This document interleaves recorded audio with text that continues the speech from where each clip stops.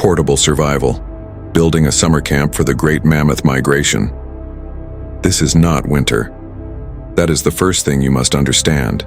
What you are seeing, this vast wind-scoured plain somewhere in the corridor between what we now call the Dakotas and the Canadian Shield, is summer. The temperature at ground level is a generous 44 degrees Fahrenheit. At elevation, where the wind runs unobstructed at 35 miles per hour, the thermodynamic reality is closer to 26 degrees of effective wind chill. The sun will not set for another 19 hours.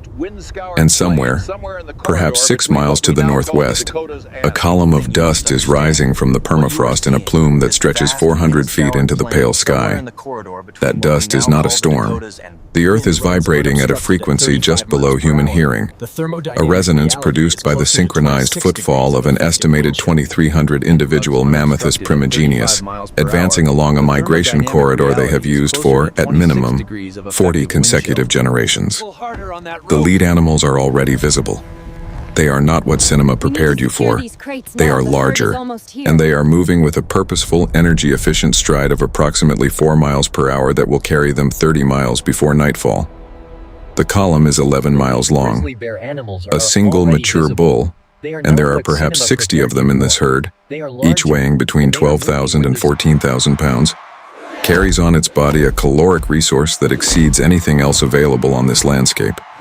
The subcutaneous fat layer alone, which insulates the animal against sustained temperatures of -40 degrees Fahrenheit during the polar winter, is between 3.5 and 4 inches thick across the dorsal and flank surfaces.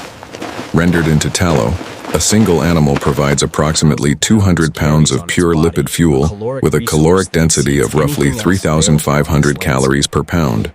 That is 700,000 calories of portable, storable, multi-purpose energy.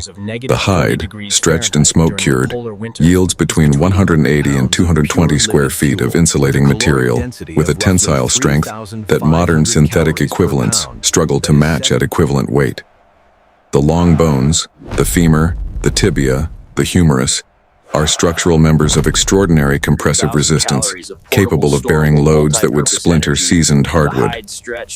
The people who understood all of this, who mapped these biological specifications the way a modern engineer maps load-bearing tolerances, were not primitive. They were operating at the